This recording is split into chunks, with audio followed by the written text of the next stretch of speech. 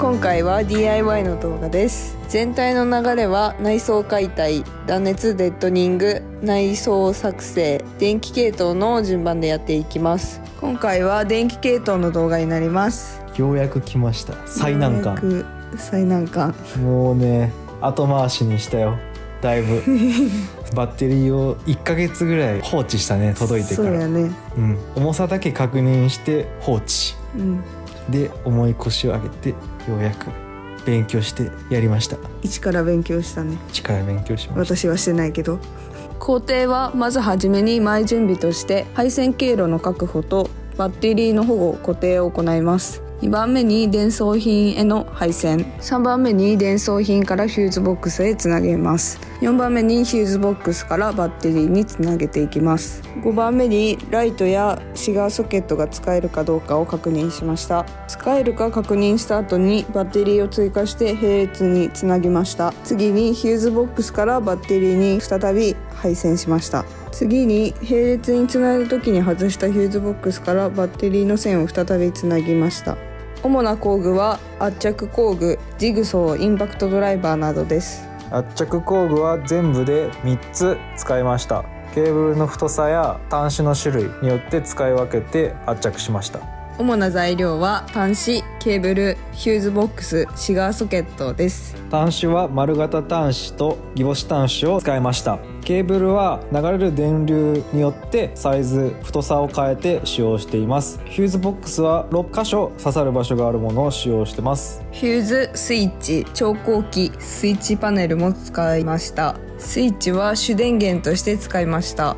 スイッチパネルにはシガーソケット1つと USB タイプ A が2個ついていて、シガーソケットのところからは水道の電源が取れるようにしてます。照明、分岐ターミナル、調光リモコン、バッテリーモニターも使いました。照明は10個使って、分岐ターミナルは6分岐のものと4分岐のものを使用しました。調光リモコンはベッド側の電気を調節するために使います。バッテリーモニターはレノジーのものを使いました。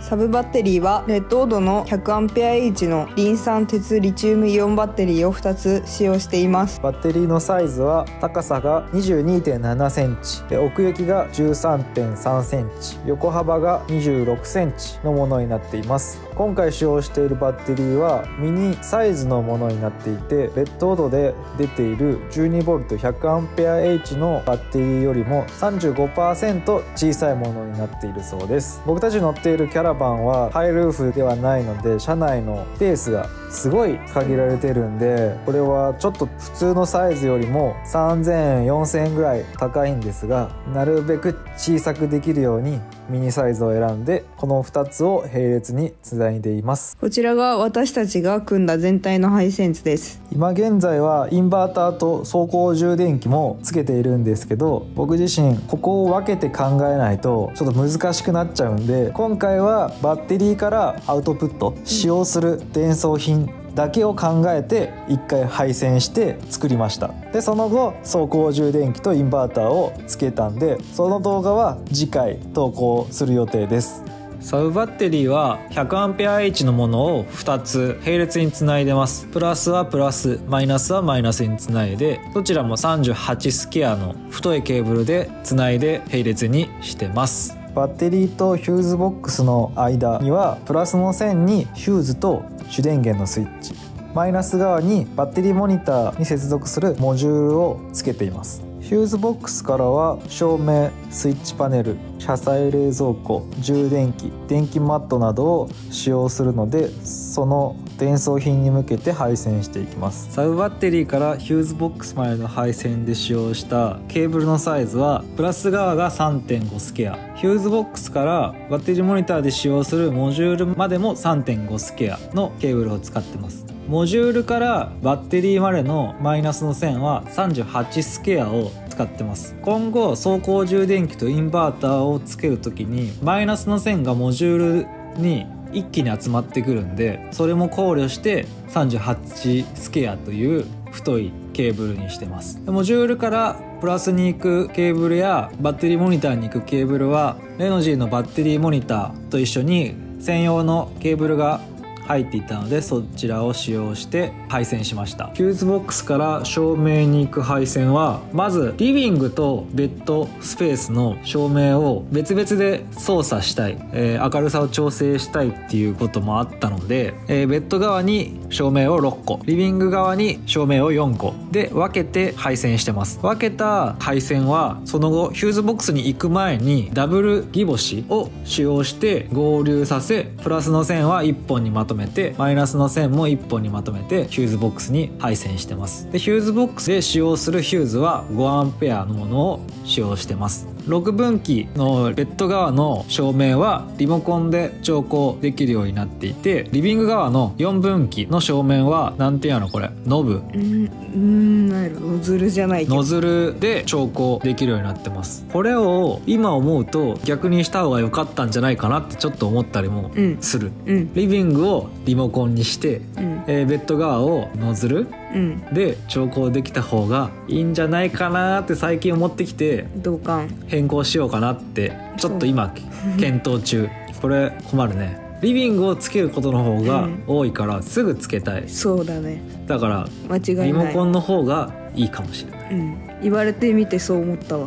要検討はい、案件ですこれは。そうですね、次はフューズボックスからスイッチパネルの配線で、スイッチパネルにあるものとしては電圧計とスイッチ、オンオフできるスイッチとシガーソケットが1個、携帯充電したりとかする USB タイプ A が2個ついてます。でこちらもニスケアで、スイッチパネルまで配線してます。フューズボックスのフューズは 15A を使用してます。でスイッチパネルのシガーソケットの部分には基本的には水道の電源を取るものとしてます。で夜は電気毛布使うこともできるし充電することもできるんで、使わない時は外して別の電源として使おうかなと思ってます。次はフューズボックスから車載冷蔵庫の配線です。これもニスケアのケーブルを使って配線してます。で車載冷蔵庫はコンセントでも動くしシガーソケットでも動くんで、まずニスケアの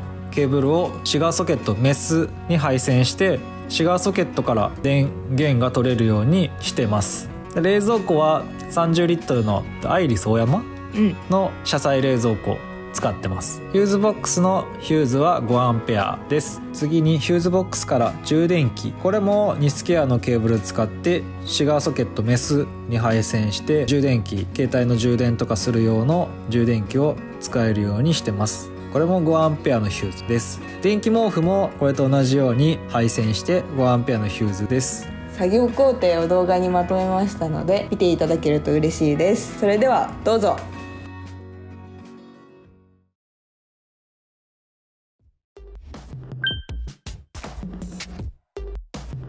Let's go。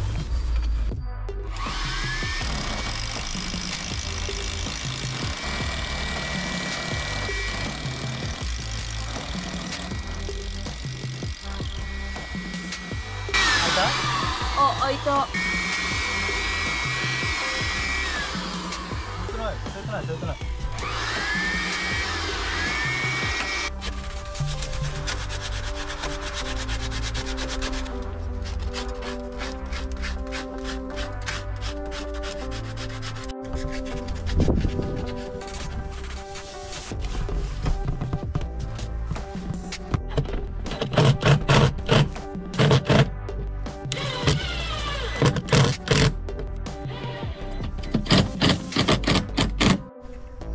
柵ができた。あともう一個ある。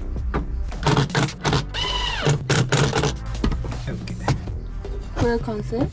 まだ。あそこにあるの？この辺にして、最後にまた板。いい？よ。うわお。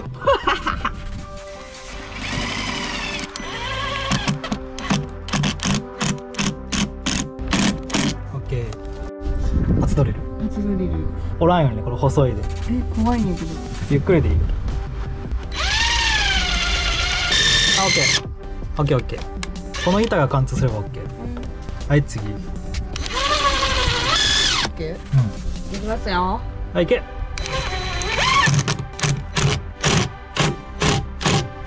飲む？もうちょい。オッケー。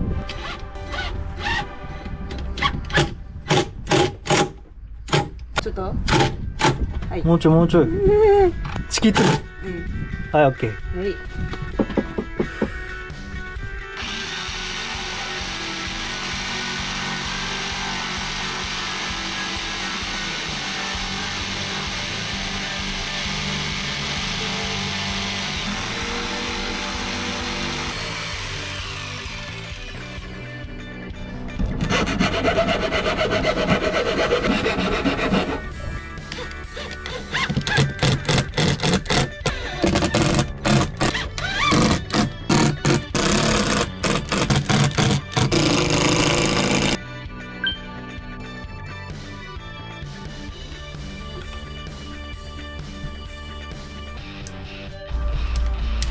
つながってきて、ここはリモコンのやつを丸ピンでもう一個つないで、先はもうギボシで圧着する。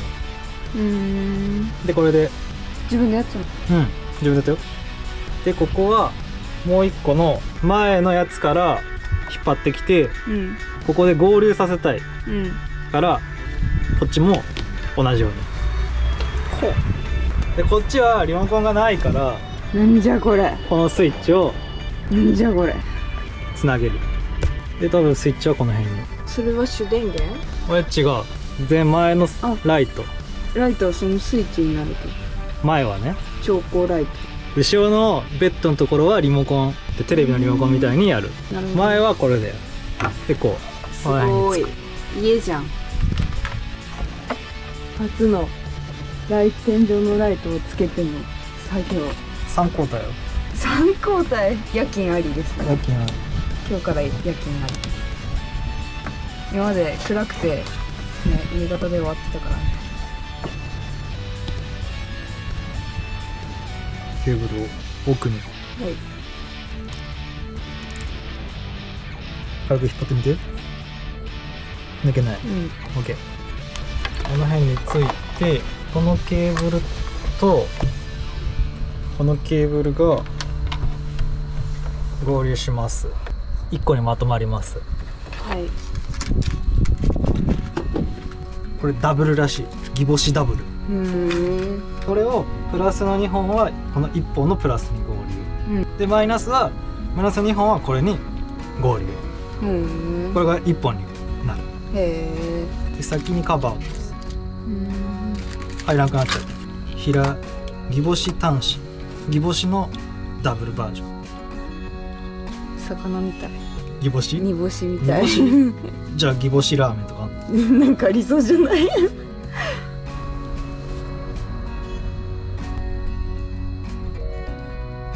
結構力いる？力そんなにいらない。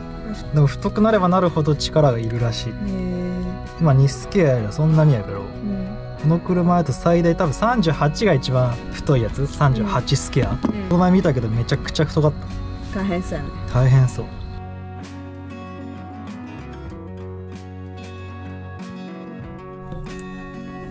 黒は黒、しっかり。で赤は赤、プラスの線。よし。でもう一個の方を別の赤は赤、硬い。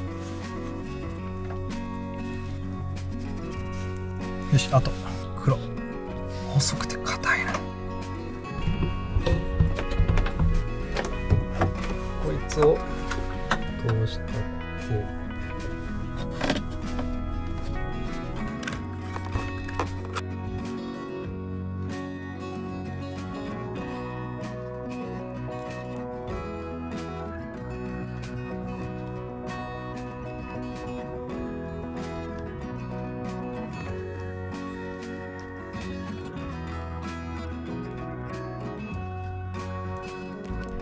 はい。頑張って。帰ってこいよ。帰ってきて。いってらっしゃい。いいよ。いいよ。いいよ。いいよ。ちょっと待って。来た。おお。完璧。オッケー。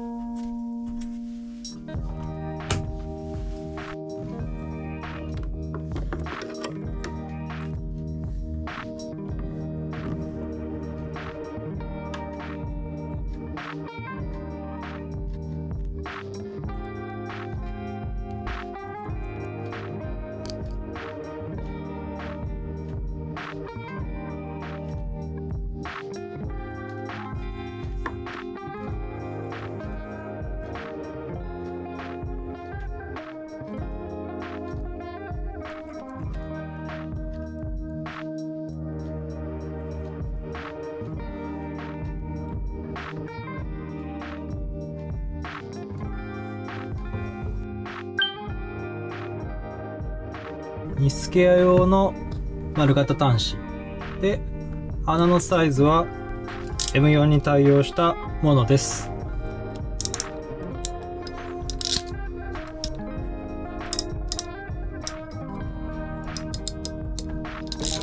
さっきつないだ端子をフューズボックスに。よ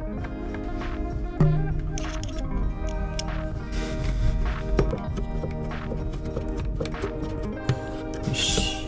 で、マイナスはマイナスに。よし。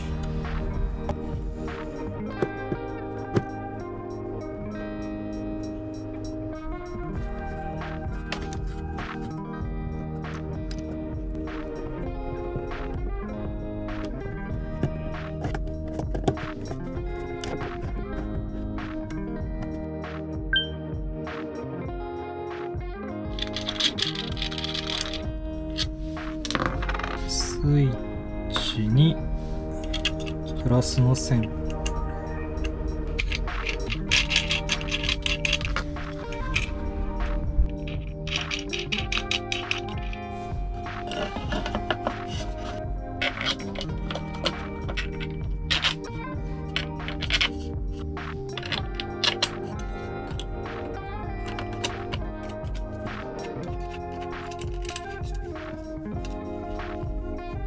シャントにバッテリーのマイナスからのケーブルを B マイナス、 P マイナスからはフューズボックスからのマイナス。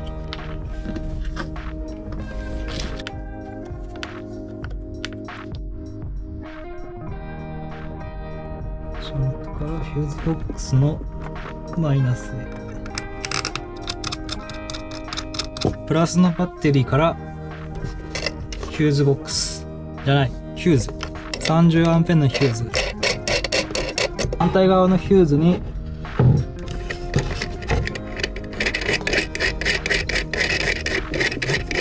スイッチからのプラス。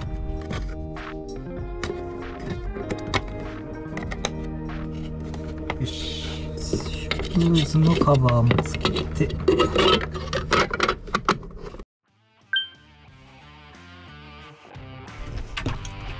さあ点灯式です。どうぞ。サブバッテリーにつなぎました。はい。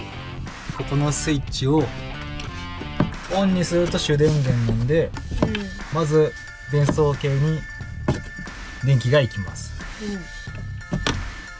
オンにしました。これで今から各電ライトとか電装品のスイッチをオンにすれば光るはず、正しくできとれば。じゃあまずスイッチをベッドのとこね、ライト、はい、サブバッテリーの初めての点灯、お願いします。点灯。おお、明る素晴らしい。成功です。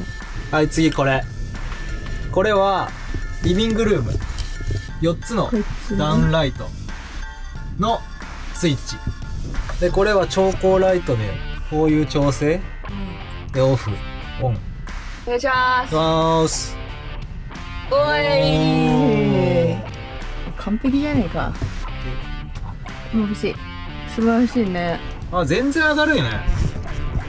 リビングルームだけでも、明るい。これだけで普通にここでリビングだけで、生活することができる。ご飯食べたこっちでだけでもいいかもしれない。これ今マックス。これ多分半分ぐらい。いいね、寝る前にちょうどいいよ。あと試したいのはシガーソケット2つ、冷蔵庫と、あと充電とか電気毛布用のシガーソケット、充電、携帯の充電用。これ通電してるとここ青くなるから、あ、そうなんや。充電しなくても分かる。なるほどね。青く光れば OK。 OK。 おお、素晴らしい。これも OK。 素晴らしい。でもう片方、はい、これも OK。 素晴らしいです。完璧です。 OK です。はい、反対側のパネル、これもサブバッテリーから電源を取ってきて、このスイッチで USB タイプ A の電源さっきと同じシガーソケットで、これをここ多分オンにすると光る。でここは電圧が出る。いきます。はい。おお、中まで光るんやそれ。ほんとや。あ、暗い時いいね。13.5 ボルト。あ、だからもう青く光っとるってことはもう来てるから。すご。オッケー。すごい。ちゃんと天井通ってきたけど。ここに繋がっとるってことね。そうそう、全部ヒューズボックスからサブバッテリー。すげえ。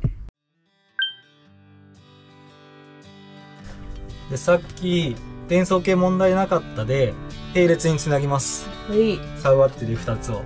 あれさっきは1個やったってこと？さっきは1個でやった。試しに。充電はお互いマックスにして、電圧は揃えて、でここの説明書見ると、並列につなげるときは並列つなげてから12時間から24時間はそのまま放置しといてくださいってことだったで、とりあえず並列つないでそんぐらい時間置いてからまた並列で電気につないでまた問題ないか確認する。とりあえずこれで一旦放置。かわいい。カバンみたい。ぶっといケーブルね。これ38スケアっていう太いケーブル。様子見です。また並列で、また電源をつなげて確認。はい、念のためサブバッテリーの下は地震対策の転倒とか落下防止する粘着マット、家具のやつかな。パソコンとかテレビとかの固定に使うやつです。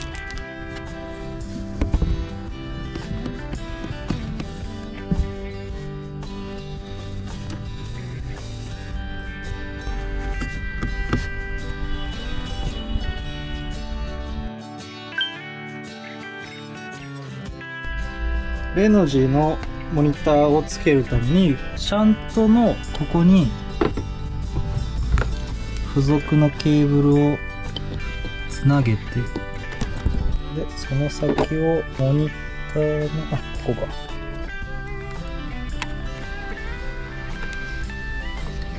で接続 OK。 サブバッテリー並列につないで約15時間16時間ぐらい経ったんで電装品につなげていきます。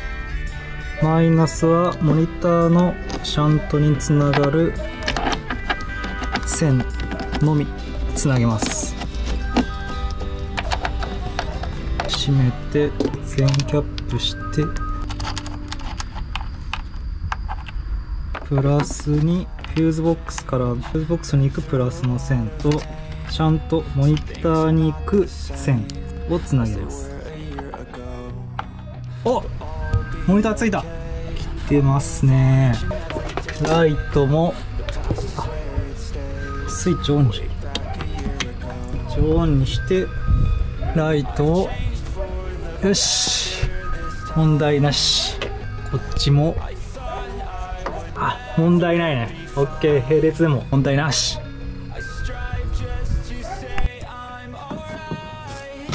入った入った入った入った。